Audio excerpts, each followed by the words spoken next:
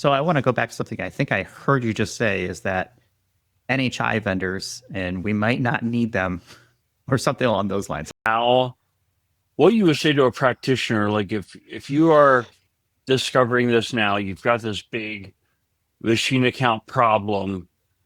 If you want to be the leader, because I think Right. one of the things you said is that nobody's problem is everybody's problem, but somebody has to like step up and be the leader. But if you really want to solve it, then let's try to think about solving it together, because it's not the IAM team's responsibility to clean up after everyone, right? It's perhaps the IAM team's responsibility to be the visionary there and to provide good guidance on this. So get the stakeholders involved, right? Find all the use cases, define the right integration patterns for securing machine-to-machine interactions, and then first thing is try not to, well, it could either be the first, it could be 1A or 1B, but you kind of got to do two things at the same time, right?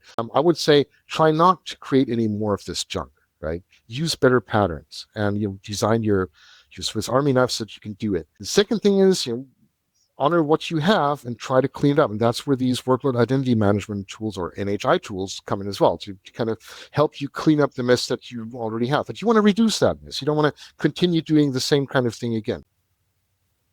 So I want to go back to something I think I heard you just say is that NHI vendors, and we might not need them or something along those lines. I was like, whoa, hold on a second. Because I feel like NHI has such a hot market buzz right now. And there's a ton of vendors that are positing themselves as NHI things. So help me understand kind of that viewpoint that you just expressed there around we might not need, first of all, did I hear that correctly? And then two, get into that a little more detail.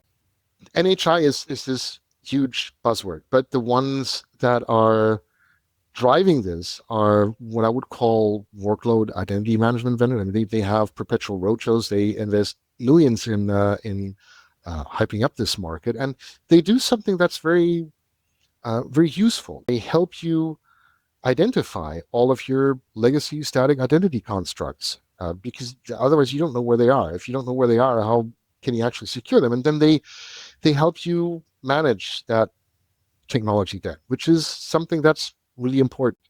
I think it's tactical, right? Because strategically, you shouldn't be creating any more technology debt, but you will always have some of this, right? I think it's unrealistic to assume that you're going to get rid of everything. That's like saying you're going to get rid of your Active Directory, domain service.